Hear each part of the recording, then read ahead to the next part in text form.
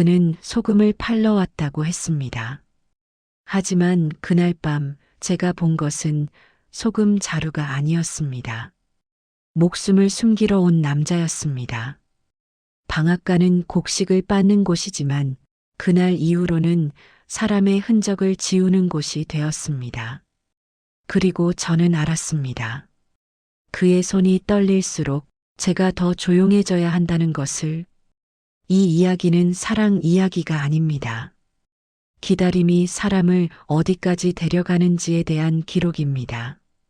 그리고 짠 것은 소금이 아니라 기다림이었다는 고백입니다. 이야기가 시작되기 전에 구독으로 자리를 함께 해주세요. 방앗간에 들어온 낯선 냄새. 그의 냄새가 소금보다 먼저 들어왔습니다. 남편이 죽고 난 뒤 저는 방앗간을 혼자 지켰습니다. 방앗간은 늘 소리가 있습니다. 돌이 도는 소리, 곡식이 부서지는 소리, 사람들의 발소리. 그런데 그날은 다른 발소리가 들렸습니다. 조심스러운 발소리, 숨기는 발소리, 문을 두드리는 소리가 아주 작았습니다. 저는 문을 열었습니다. 그가 서 있었습니다. 소금 팝니다. 목소리가 낮았습니다. 너무 낮아서 거짓말처럼 들렸습니다. 그는 너무 단정했습니다. 장사꾼 치고는 손이 깨끗했습니다. 소금 장수 치고는. 그리고 눈이늘 문 쪽을 보고 있었습니다. 얼마나 필요하십니까? 저는 그를 보았습니다. 그는 저를 보지 않았습니다. 조금만요. 많이 사셔도 됩니다. 그 말이 이상했습니다. 장사꾼이 권하는 말이 아니었습니다. 부탁하는 말이었습니다. 많이 필요하지 않습니다. 그는 소금 자루를 내려놓았습니다. 방앗간 한쪽에. 그리고 서 있었습니다. 앉으시지요. 괜찮습니다. 괜찮지 않아 보이는 사람이 괜찮다고 말할 때의 그 어색함. 저는 그것을 알았습니다. 남편이 죽던 날도 저는 괜찮다고 말했으니까요. 그날 밤 그는 방앗간 구석에 앉아 밤새 눈을 감지 않았습니다. 저도 문을 잠그지 않았습니다. 잠그면 그가 나가지 못할 것 같아서요. 아니, 나가야 할 때 빨리 나가지 못할 것 같아서요. 그는 새벽에 일어났습니다. 소금값을 드려야지요. 받지 않겠습니다. 왜입니까? 파신 게 아니니까요. 그가 멈췄습니다. 손이 먼저 떨렸습니다. 무슨 말씀을? 괜찮습니다. 저는 그의 말을 끊었습니다. 묻지 않을 테니 말하지 마십시오. 그가 저를 보았습니다. 처음으로. 그의 눈에 안도가 있었습니다. 동시에 두려움도. 감사합니다. 감사는 필요 없습니다. 저는 돌아섰습니다. 다만, 저는 멈췄습니다. 다시 오실 때는 밤에 오십시오. 그는 다시 왔습니다. 밤에. 소금 자루는 없었습니다. 소금 장수가 소금 없이 왔습니다. 팔 게 없어서요. 그럼 뭐하러 오셨습니까? 숨을 고르러요. 그 말이 저를 멈추게 했습니다. 여기서는. 그가 말했습니다. 죽지 않아도 되니까요. 저는 묻지 않았습니다. 무엇으로부터 죽는지. 대신 문을 열었습니다. 들어오십시오. 그날부터 규칙이 생겼습니다. 말로 정한 것은 아니었습니다. 그저 자연스럽게. 그는 밤에만 왔습니다. 저는 문을 잠그지 않았습니다. 그는 방앗간 안쪽에 앉았습니다. 저는 바깥쪽에 있었습니다. 그는 잠들지 않았습니다. 저도 깊이 자지 않았습니다. 말은 많지 않았습니다. 침묵이 많았습니다. 그리고 그 침묵이 우리를 가깝게 했습니다. 왜 저를 받아주십니까? 그가 물었습니다. 저는 한참 있다가 대답했습니다. 방앗간은 빠는 곳이니까요. 무엇을요? 곡식도 빻고. 저는 멈췄습니다. 사람의 무게도 빻습니다. 그가 저를 보았습니다. 과부님도 무거우십니까? 무겁지 않은 사람이 어디 있겠습니까? 어느 날 그가 방앗간 일을 도왔습니다. 곡식 자루를 옮기다 손이 스쳤습니다. 짰습니다. 소금 냄새가 아니라 땀 냄새였는데도 짰습니다. 우리는 동시에 손을 거두었습니다. 죄송합니다. 괜찮습니다. 또 그 말이었습니다. 괜찮다는 말. 괜찮지 않은데도 괜찮다고 말하는. 한 달이 지나도록 저는 그의 이름을 묻지 않았습니다. 이름을 알면 떠나보내기 어려워질 것 같아서요. 그도 제 이름을 묻지 않았습니다. 대신 우리는 서로를 이렇게 불렀습니다. 과부님, 소금 장수, 진짜가 아닌 이름으로. 한 달이 지났습니다. 그는 매주 2번씩 왔습니다. 늘 밤에, 늘 빈손으로. 소금 자루는 처음 그날 이후로 다시 나타나지 않았습니다. 오늘은 소금을 안 가져오셨군요. 제가 말했습니다. 팔 게 없습니다. 그럼 뭘 하러 오십니까? 숨을 고르러요. 또 그 대답이었습니다. 저는 더 묻지 않았습니다. 그는 밤새 눈을 감고 있었지 자지 않았습니다. 호흡이 달랐습니다. 자는 사람과 깨어있는 사람의. 주무시지 않습니까? 제가 물었습니다. 자면. 그가 말했습니다.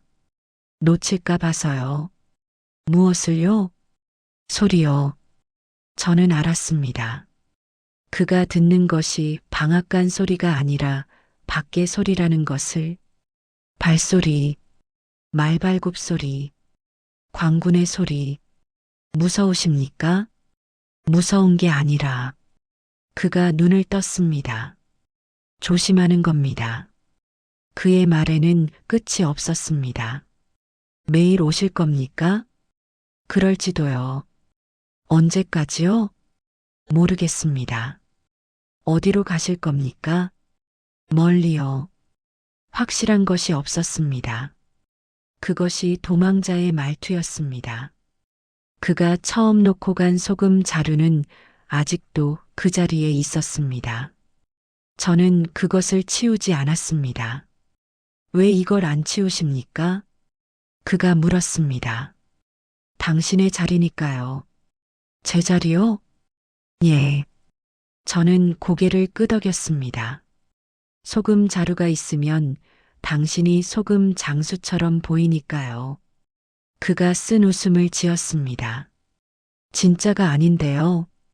그래도 있으면 조금은 안전해 보입니다. 처음에는 그는 방앗간 끝에 앉았습니다. 한 달 뒤에는 중간쯤에 앉았습니다. 2달 뒤에는 문에서 3걸음 안쪽에 앉았습니다. 거리가 조금씩 줄어들었습니다. 그러나 말은 늘 거기서 멈췄습니다. 과부님, 네. 왜 문을 안 잠그십니까? 제가 대답했습니다. 잠그면 나가지 못하실까 봐서요. 도망자를 믿으십니까? 믿는 게 아니라. 저는 멈췄습니다. 이해하는 겁니다. 무엇을요? 나가야 할 때 빨리 나가야 한다는 것을요. 어느 밤 저는 처음으로 남편 이야기를 했습니다. 남편도. 저는 말했습니다. 갑자기 갔습니다. 병이셨습니까? 아니요. 저는 고개를 저었습니다. 사고였습니다. 죄송합니다. 죄송할 일이 아닙니다. 저는 방앗돌을 보았습니다. 남편은 방앗돌에 깔려 죽었습니다. 그래서 저는 압니다. 제가 말했습니다. 무거운 것이 얼마나 무서운지를요. 그날 밤 그가 처음으로 자신의 이야기를 했습니다. 저는 그가 말했습니다. 사람을 죽였습니다. 저는 놀라지 않았습니다. 그래서 도망칩니까? 아니요. 그가 고개를 저었습니다. 죽인 게 아니라 죽게 만들었습니다. 차이가 있습니까? 큰 차이입니다. 그의 목소리가 떨렸습니다. 저는 손을 대지 않았습니다. 대신 모른 척 했습니다. 저는 관아의 아전이었습니다. 그가 고백했습니다. 한 양반이 죄 없는 사람을 잡아들였습니다. 저는 알았습니다. 그 사람이 죄가 없다는 것을. 하지만 모른 척 했습니다. 그 사람은 옥에서 죽었습니다. 그리고 저는 그가 숨을 고르지 못했습니다. 도망쳤습니다. 저는 한참 침묵했습니다. 용서를 구하러 온 겁니까? 아니요. 그가 말했습니다. 용서받을 자격이 없으니까요. 그럼 뭐하러 온 겁니까? 숨을 고르러요. 또 그 말이었습니다. 숨을 고르면 죄가 없어집니까? 없어지지 않습니다. 그가 말했습니다. 다만 견딜 수 있게 됩니다. 그날 밤 저는 알았습니다. 제가 그를 받아주는 것이 단순한 동정이 아니라는 것을, 공범이 되는 것이라는 것을. 그러나 저는 문을 닫지 않았습니다. 남편이 죽고 나서 저도 무거운 것을 나눌 사람이 필요했으니까요. 그의 손은 늘 짰고 제 숨은 그 옆에서 멈췄습니다. 3달이 지났습니다. 그는 이제 일주일에 3번씩 왔습니다. 규칙은 그대로였지만 거리는 달라졌습니다. 이제 그는 문에서 한 걸음 안쪽에 앉았습니다. 저와의 거리가 팔을 뻗으면 닿을 만큼 가까워졌습니다. 어느 날 그가 말했습니다. 제가 도와드리겠습니다. 도움은 필요 없습니다. 신세를 지고만 있을 수 없습니다. 저는 그를 보았습니다. 신세라고 생각하십니까? 아니면요? 숨을 빌리는 것뿐입니다. 그날부터 그는 밤마다 방앗간 일을 도왔습니다. 곡식 자루를 옮기고 맷돌을 돌리고 쌀을 담았습니다. 말은 적었지만 호흡은 맞았습니다. 곡식을 옮기다 손이 스쳤습니다. 자루를 건네다 손가락이 닿았습니다. 맷돌을 함께 돌리다 손등이 부딪혔습니다. 짰습니다. 그의 손은 늘 소금 냄새가 났습니다. 실제 소금을 만진 것은 아닌데도 왜 소금 장사를 하셨습니까? 제가 물었습니다. 그는 바로 답하지 않았습니다. 손을 내려다보며 한참을 있다가 말했습니다. 썩지 않게 하려고요. 무엇을요? 사람의 마음을요. 그 말이 농담처럼 들리지 않았습니다. 소금은 방부제입니다. 그가 말했습니다. 상한 것을 보존하는 게 아니라 상하지 않게 만드는 겁니다. 저는 그가 멈췄습니다. 제 마음이 상할까봐 소금을 팔기 시작했습니다. 상하면 어떻게 됩니까? 썩습니다. 썩으면요? 사람이 아니게 됩니다. 그럼 저는요? 제가 물었습니다. 제 마음은 이미 상했는데요. 그가 저를 보았습니다. 상한 게 아니라 멈춘 겁니다. 차이가 있습니까? 큽니다. 그가 말했습니다. 상하면 썩지만 멈추면 얼어붙습니다. 얼어붙으면요? 녹일 수 있습니다. 그날 밤 우리는 처음으로 나란히 앉았습니다. 맷돌 양쪽에 그가 밀면 저는 당겼습니다. 저는 밀면 그가 당겼습니다. 손이 계속 스쳤습니다. 짰습니다. 아팠습니다. 그러나 멈추지 않았습니다. 과부님, 네, 제 손이, 그가 말했습니다. 짭니다. 압니다. 불편하지 않으십니까? 익숙합니다. 언제부터요? 저는 대답하지 않았습니다. 대답하면 너무 솔직해질 것 같아서요.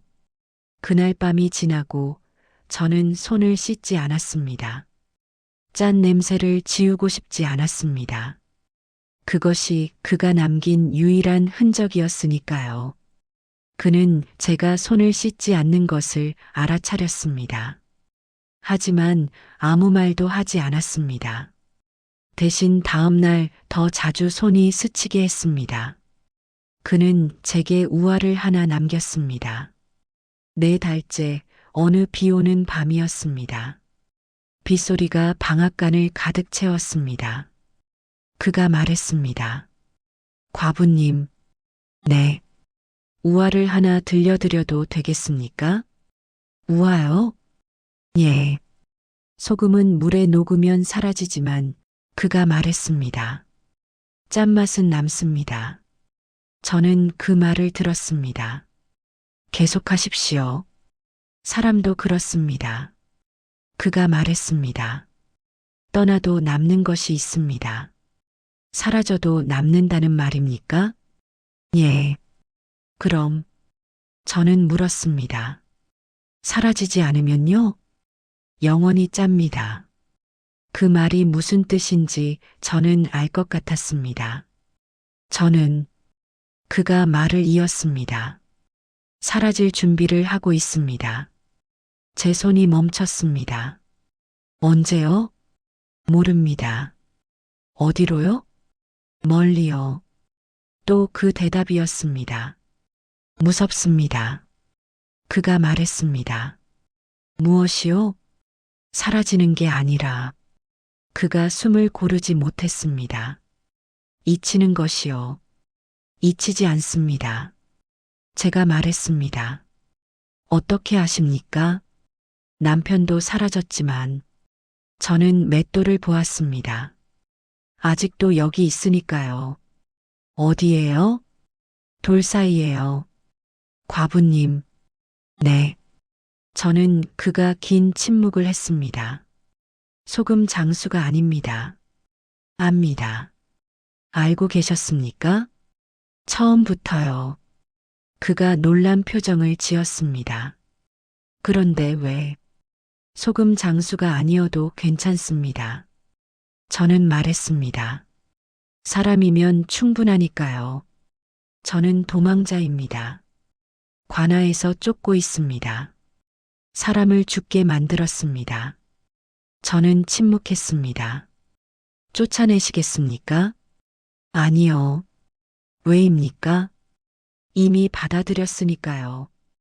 왜 도망칩니까? 제가 물었습니다. 죄를 지었으니까요.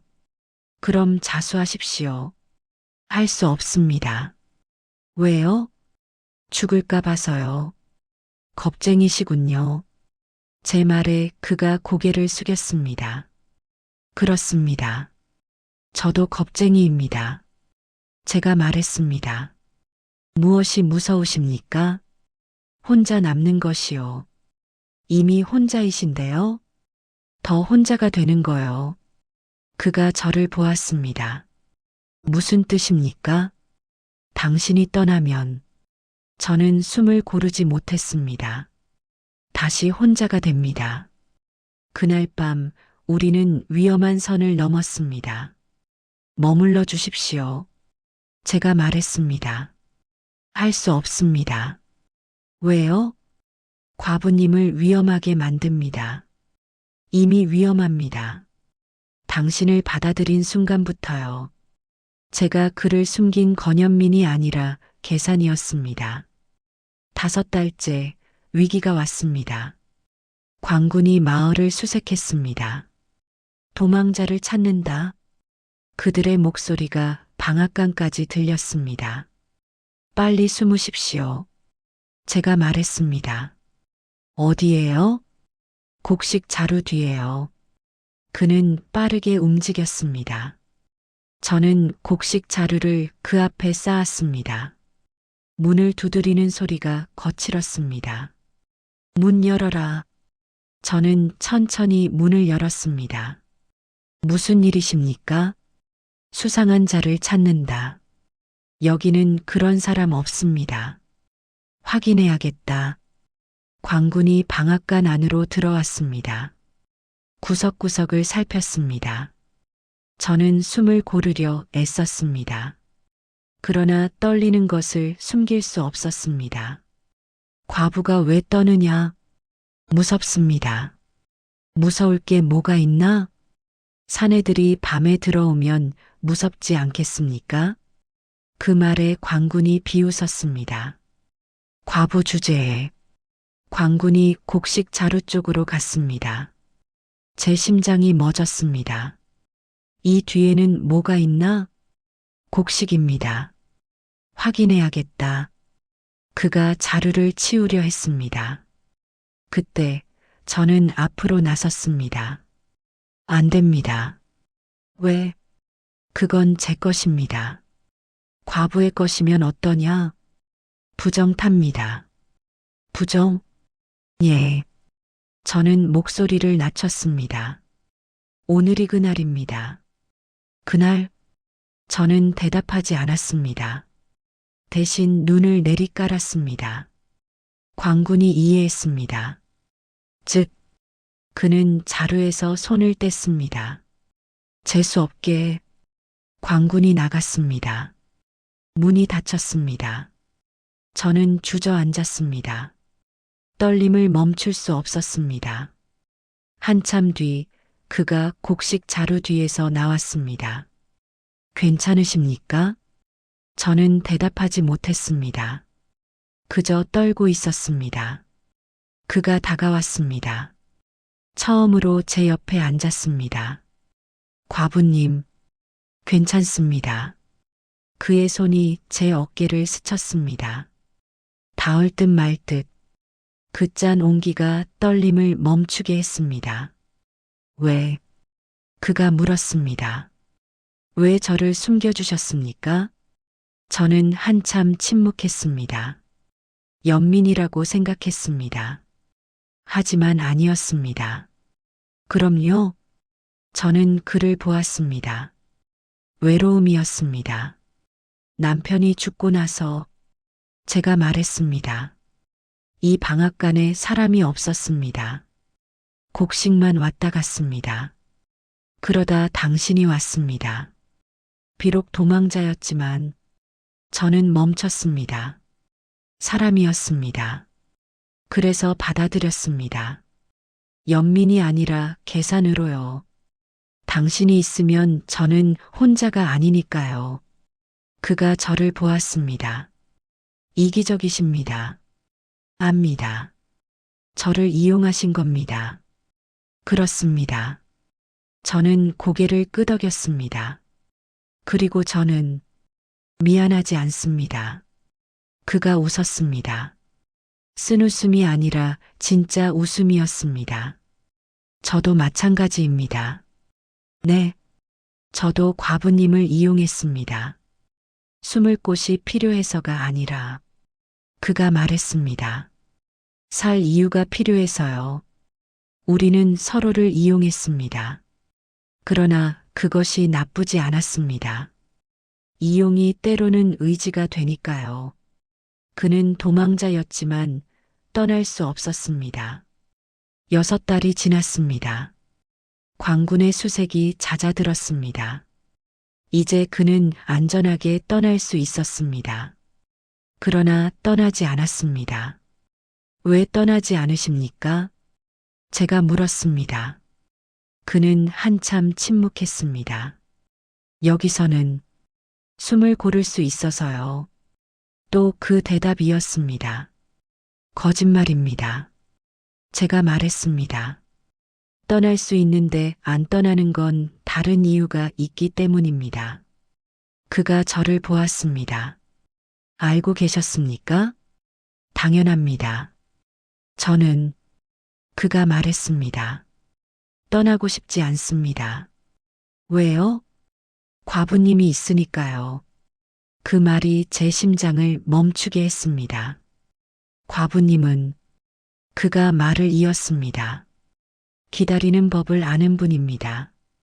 저는 그 말을 이해할 수 없었습니다. 무슨 뜻입니까? 저를 재촉하지 않으셨습니다. 떠나라고도 머물라고도 말씀하지 않으셨습니다. 그저 그가 멈췄습니다. 기다려 주셨습니다. 저는 그것이 필요했습니다. 재촉하지 않는 사람이요. 판단하지 않는 사람이요. 그저 있어주는 사람이요. 그 말이 칭찬이 아니라 의존의 고백이라는 것을 저는 알았습니다. 저도 마찬가지입니다. 제가 말했습니다. 저도 당신이 필요했습니다. 왜요? 떠나지 않는 사람이 필요했으니까요. 웃기지 않습니까? 제가 말했습니다. 당신은 도망자인데 떠나지 못하고 저는 과부인데 보내지 못합니다. 그가 미소 지었습니다. 어울리는 한 쌍입니다. 하지만 제가 말했습니다. 이건 위험합니다. 압니다. 언젠가 들킬 겁니다. 압니다. 그럼 떠나셔야지요. 떠날 수 없습니다. 왜요? 그가 제 눈을 보았습니다. 과부님을 두고 갈 수 없어서요. 그날 우리의 관계가 바뀌었습니다. 공범에서 동반자로, 숨겨주는 사람에서 함께 있는 사람으로 새로운 규칙을 만들겠습니다. 제가 말했습니다. 무엇입니까? 당신이 떠날 때까지 저는 숨을 고르고 말했습니다. 저는 기다리겠습니다. 그러니 떠나고 싶을 때 떠나십시오. 붙잡지 않겠습니다. 저도 규칙을 만들겠습니다. 그가 말했습니다.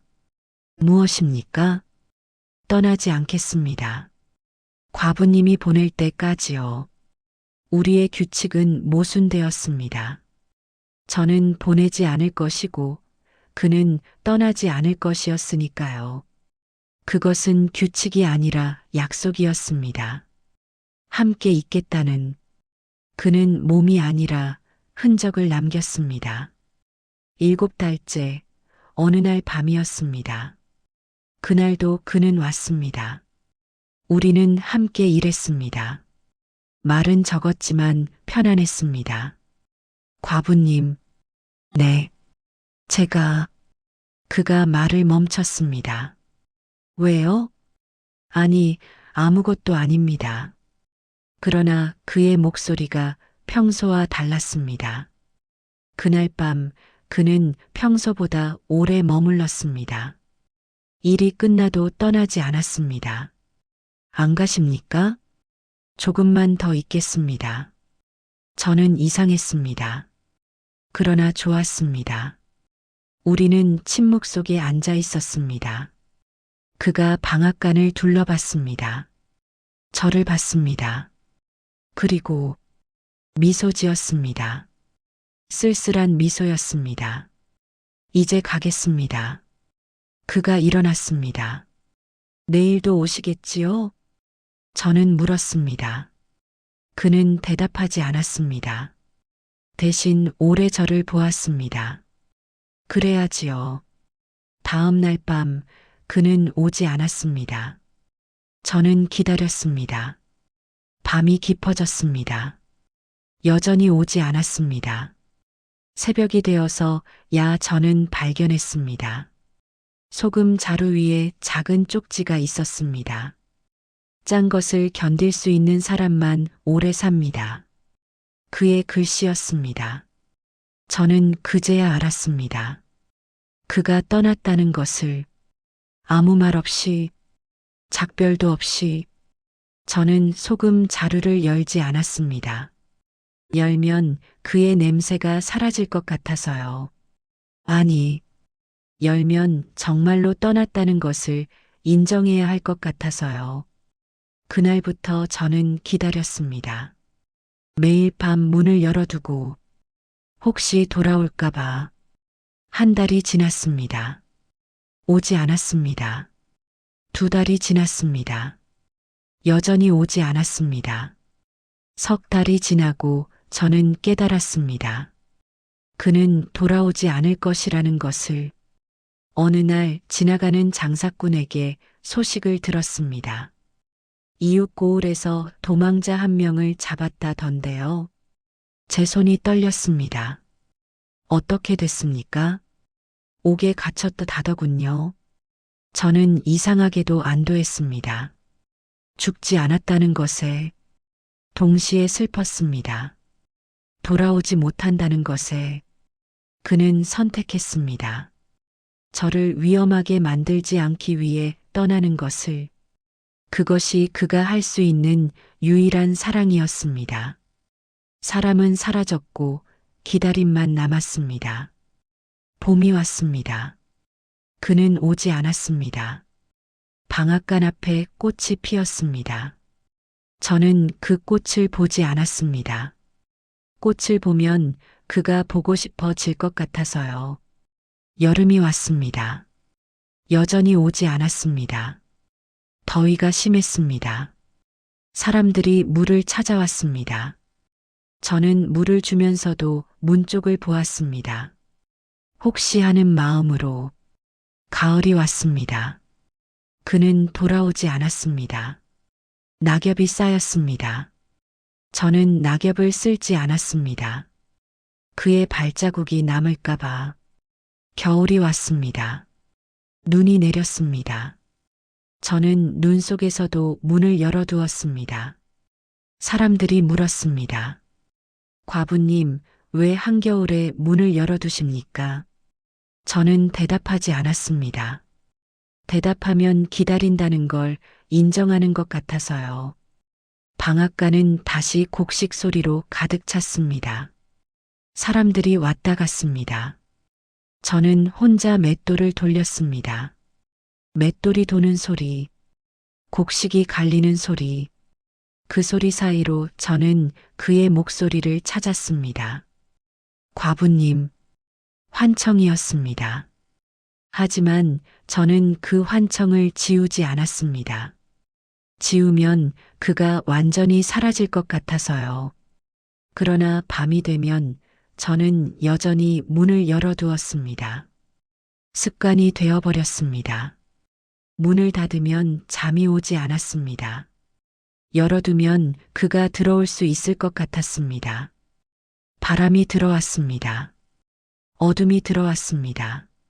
하지만 그는 들어오지 않았습니다. 저는 그래도 문을 닫지 않았습니다. 밤마다 저는 소금 냄새를 맡았습니다. 실제로 맡은 것은 아니었습니다. 기억이 만들어낸 냄새였습니다. 그가 안고 있던 소금 자루, 그의 옷에 배어있던 짠 냄새, 그의 손끝에 묻어있던 하얀 가루, 모두 기억 속에만 있었습니다. 하지만 저는 그 냄새를 쫓았습니다. 방앗간 구석구석을, 그가 앉았던 자리를, 그가 기댔던 벽을. 냄새는 없었습니다. 하지만 저는 맡았습니다. 맡고 싶었으니까요. 1년이 지났습니다. 어느 날 또 장사꾼이 방앗간에 들렀습니다. 다른 장사꾼이었습니다. 저는 묻고 싶었습니다. 소금 장사는 어떻게 되었냐고. 하지만 입이 열리지 않았습니다. 그런데 그 장사꾼이 먼저 말했습니다. 그 도망자 말이요? 제 심장이 뛰었습니다. 풀려났답니다. 제 손이 떨렸습니다. 맷돌을 잡은 손이 멈췄습니다. 어디로 갔습니까? 제가 물었습니다. 목소리가 떨렸습니다. 글쎄요, 멀리 갔다던데요. 멀리. 그 한마디가 제 가슴을 짓눌렀습니다. 멀리는 돌아오지 않는다는 뜻이었습니다. 그는 자유로워졌습니다. 그러나 돌아오지 않았습니다. 저는 이해했습니다. 그의 선택을. 그는 저를 잊은 게 아니라 저를 지킨 겁니다. 돌아오면 저도 위험해지니까요. 돌아오지 않는 게 저를 지키는 방법이었습니다. 저는 울지 않았습니다. 울면 그의 선택을 원망하는 것 같아서요. 2년이 지나고 저는 마침내 소금 자루를 열었습니다. 그가 남기고 간 소금 자루. 2년 동안 문 옆에 두고만 있었던. 손이 떨렸습니다. 끈을 푸는데 한참이 걸렸습니다. 자루가 열렸습니다. 안에는 소금이 가득했습니다. 하얀 소금, 그의 손때가 묻은 소금, 그리고 또 하나의 쪽지가 있었습니다. 손이 떨렸습니다. 쪽지를 펴는데 숨이 막혔습니다. 기다리지 마십시오. 첫 문장에 눈물이 났습니다. 저는 돌아가지 못합니다. 두 번째 문장에 손이 떨렸습니다. 하지만 잊지도 못합니다. 세 번째 문장에 가슴이 무너졌습니다. 소금처럼 물에 녹아 사라져도 짠맛은 남듯이 저도 과부님 곁에 남아있을 것입니다. 그러니 기다리지 마십시오. 대신 기억해 주십시오.